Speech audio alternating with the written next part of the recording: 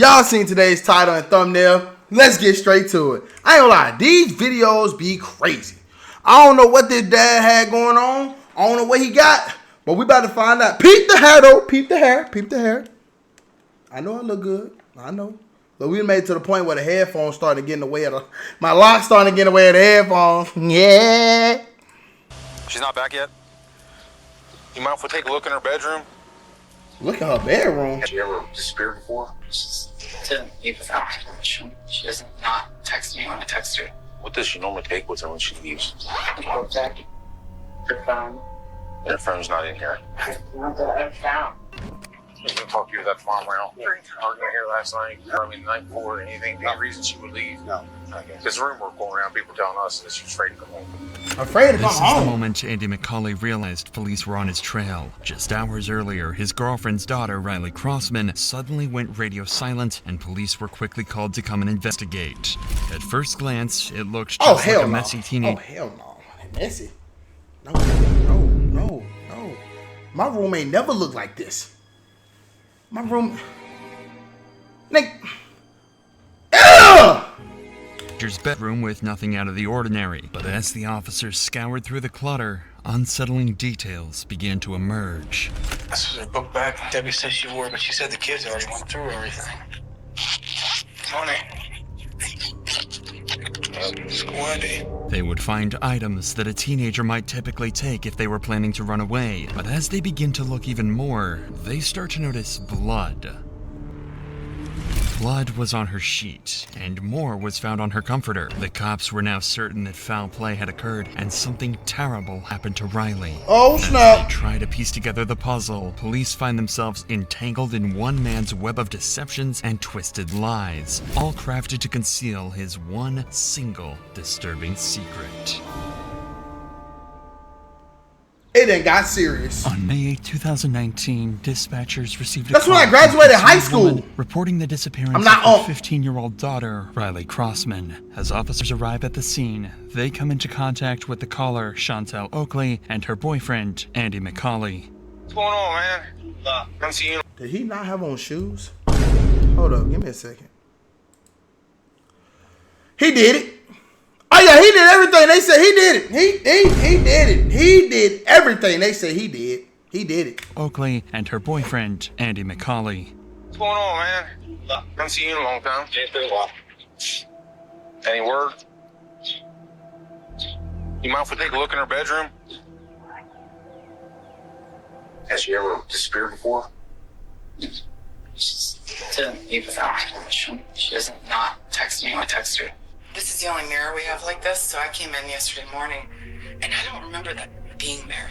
And especially her glasses, because this is not exactly the way it was. I've been in here digging and looking to see if there was a note or anything like that. According to Riley's mother, this was unlike her, and she wasn't one to run off without telling anyone. A quick search of her room revealed that her belongings were untouched. It's no way you just let her room look like this. No, it's covered in dirt too. There's no way. Lord rest her soul. I just can't, that's nasty. This was highly suspicious, so officers quickly took a sample and sent it off for DNA testing. But for now, officers need to gather as much information as possible from people who last saw Riley, so they decide to question Andy about his whereabouts that day. Just to talk to you that farm around. Arguing here last night, night before, anything. Any reason she would leave? No. Okay. There's a rumor going around, people telling us that she was afraid to come home. I don't know if that's, you know how people go now. But no, there's nothing like that. Okay. So she wouldn't have to be here. I mean, they're right. They ain't like that. It's never like that. This is nothing. Yeah. Her mom went even home. Right. She's at work. No, you. They said that she got an argument with you, and no. They didn't want to call no. her. She was. You can ask your grandma. She was here doing dishes and everything. Her grandma was here till 7:30.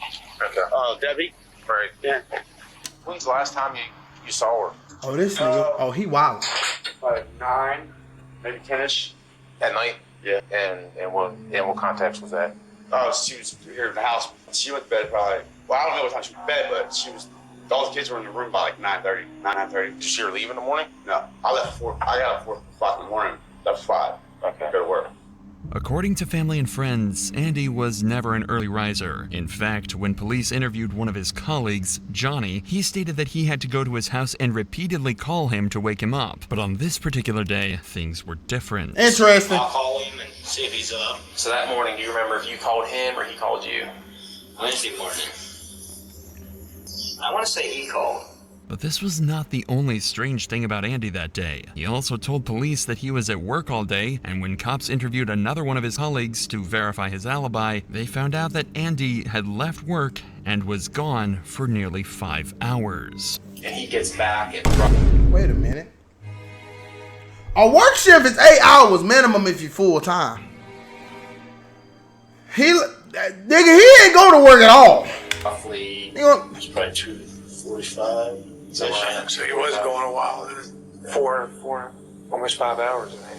Because of this, detectives now know that Andy hasn't been completely honest with them so far, at least about staying at work the full day. This is very clearly a red flag and means that he's trying to hide something from them. But Andy might not be the only one hiding something, as officers would find out when they decide to look into Riley's boyfriend, Hayden. For the last 8 months, the two reportedly FaceTimed every night, so officers believed that if anyone was in contact with Riley the night before, it would be Hayden, and he was soon called in for an interview 2 days after Riley went missing. Oh, Can snap. you just tell us when you were last FaceTiming? I was actually talking to her about the DC trip, what was going on. And do you know exactly what time? Aww. Aww. Look at his little swoop. 10:30. They look so cute together. Riley's disappearance, it just so happened that Hayden deleted all his messages with Riley because he did not want his mother seeing them. They was being freaky. They was being freaky. They was being freaky. It's okay though. It's okay. It's okay. We understand. We understand. We all been there before. You know what I mean? We all been there before, Hayden. We all been there before, Hayden. Happened that Hayden deleted all his messages with Riley because he did not want his mother seeing them. This is why detectives could tell that Hayden knows something, but because of his mother's defensiveness, he's unable to speak his mind. I told him before not to delete his messages, but he isn't having it, deleting everything. What do you know about her long or months lifestyle? Or what their relationship? I don't really know much about them. I feel like she just isn't a responsible person. She'll just let her do whatever she wants. They had a dance, and she was wearing this short dress. She let her walk to the school by herself in this short dress. It's at night. Riley had way too much freedom.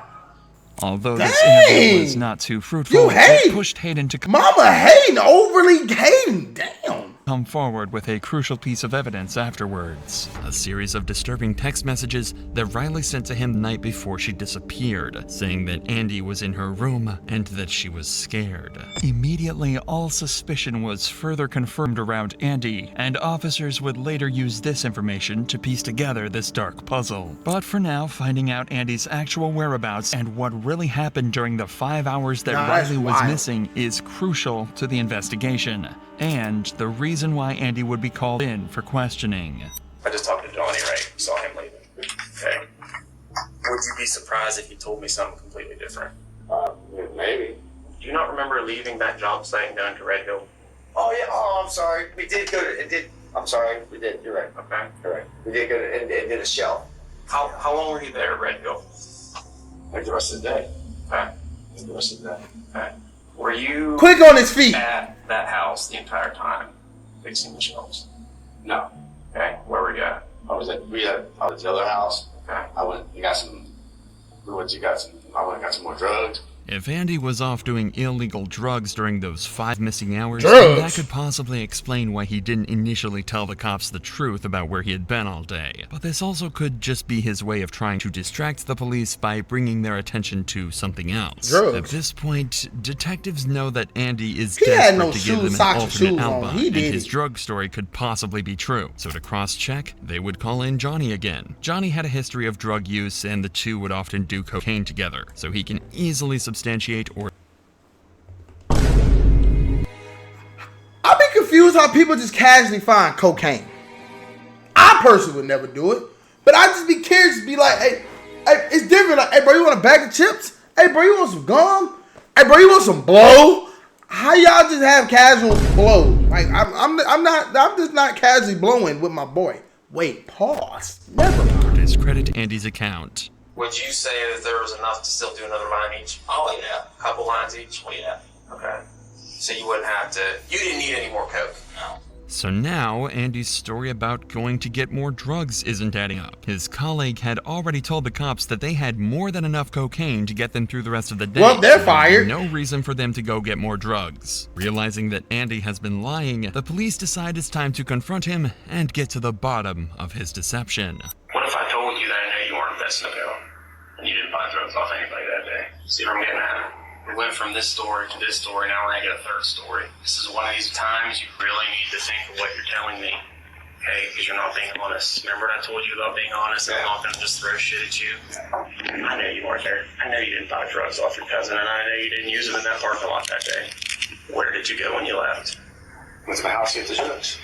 Okay. I already had them in my house. Okay. I already told you to tell. I still want to tell you I had them in my house. So you go back home, you use your drugs, and then you go back to work, and then what? Considering the discrepancies in each version of the story he tells officers, there is more than enough reason for officers to not trust Andy, like they would express. I'm just telling you the whole part about you being honest. I'm being honest with you. Niggas just tell him. See, that's why you don't do. That's why you don't do crimes. You're being somewhat honest. I mean, we're doing some polling to get some information about some drug activity, which is us. I don't even give you shits about. But yet we're having trouble pulling that out of you. Because I was worried about the names out there. Okay, and I told you I don't care about that. I didn't say that. You told us about the drug activity, 2 nights ago? I did. Did I arrest you for it? Your names or anything? The main reason for detectives pressuring Andy like this is because a record of his movements is crucial for this investigation. Usually law enforcement can just track a suspect's movements using their phone, but in Andy's case... Huh? Bro, technology is a very dangerous thing that people really don't realize is very dangerous. We don't really realize, like being realistic, we don't realize how very dangerous, like, technology really is, bro. People can know where you live because of these. Like, that's scary. Be honest. Case, he had supposedly left it at home the day that Riley went missing. He can't Knowing now. that the more leniency detectives show to Andy, the bolder he would become in giving shady alibis, detectives decide to ramp up the intensity of the conversation, even more to make Andy nervous and slip up about his real whereabouts. The further along this is, whatever happens, and whoever did this to her, the worse off it gets for that person too. Yes, I hope so. She was probably taken out of that house by somebody. Yeah, I feel something that she was taken that way, I feel. Because she'd be on by now. She wouldn't leave her mom. She was taken from that house, is what I'm saying. She didn't wander off. She didn't pack a bag and take her clothes, take her glasses, take a cell phone charger, take all of her money. She had most of her money. Someone's going to go. No, her money was still in the book bag. Yeah. Yeah. So like I said, if someone's going to run away or do something, they're going to make a little bit better effort. Not facts. Who ran away with no money? I agree. For a 15-year-old kid, they're going to at least have the necessities.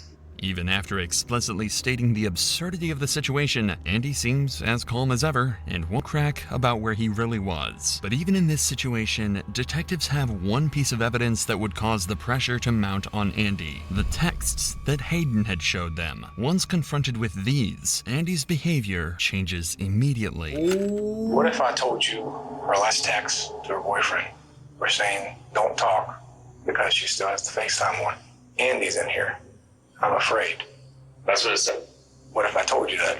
I would say that's crazy. I can put my hand on the Bible and tell you I saw those texts today. Well, I like to see it because I know probably is scared of me. I know she's. Not only that, she said you were in here and she was in her bedroom because the FaceTime was still on. I was never in her room. That's not what she's saying.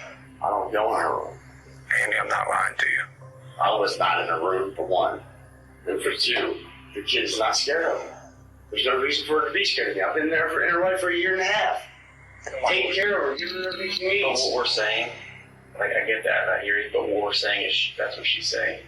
So obviously to her, He's afraid of something. Oh, it's getting, Walls hey, are this getting closing in on Andy interesting. quickly, and he's no longer able to keep up with his lies. He can't think of any possible reason why Riley would be afraid of him or any explanation for why she would have sent her boyfriend those texts. There's no way. There's no way you can ask your mother. Your mother will tell you that it's not true. There's no I'm way. telling you, I read that with my own eyes today. I don't know. I know. So you see where that puts us. Yeah, I understand, but the kid's not scared of me. I don't understand how you guys can say that. Despite the damning physical evidence, Andy continues to insist that there was no reason that Riley would have been afraid of him. Perhaps he thinks that if he denies this enough times, the cops will simply move on. I don't think, That's like, that's your grandmother. That's what she is saying. LeBron did it. Like, dude, We they don't know got what you. goes on behind closed doors when, you know, you and Chantel are there, or Chantel and Riley are there, or we don't know. Okay? But obviously, in her mind, she's afraid of you. Would you agree it doesn't make sense? It doesn't make sense at all. So does she have any reason to say that? No. Then why would she say that? Oh, no. At this point, the cops have given Andy an opportunity to come up with any sort of explanation at all, or even a lie. This would have been his chance to point towards something that may have happened in the past, even as simple as a disagreement between the two of them, as a possible reason Riley would have written these things. But Andy is not taking the bait. Has she been hateful toward you? Does she hate you? No. She don't hate me. She loves me. That's what I'm asking you. I don't know that. Does she argue with you? No, ever. We have She ever cuss at you, curse you out? Nothing. Never, nothing. In a year and a half, nothing. Okay, so it sounds like to me she does love you so heartedly. Yes. Okay, so why would she say that? I don't know. In a year and a half, we have not had one conflict. Okay. Me and the boy, yeah, we have. Okay, but there's never been anything, like you said, a year and a half or the last several weeks, several months, several days, nothing that's you're like, oh yeah, I forgot about that one time she wanted this and I told her no. Maybe she got mad. She's nothing. With all else failing, Andy would attempt to try and convince the cops that he shares the same sentiments as them. But you see where that puts us, right? Yeah, I understand. I understand what you guys are. I'm not mad that you guys are doing your job. I mean, that's the last message he has from her. I'm glad you guys are doing your job. I know you're doing your job, but there's nothing I can think of. You want us to do our job. That's what we're doing. I'm asking you to do your job. I'm not mad. You guys don't. Guys, I think he's a little pissed off, but nothing.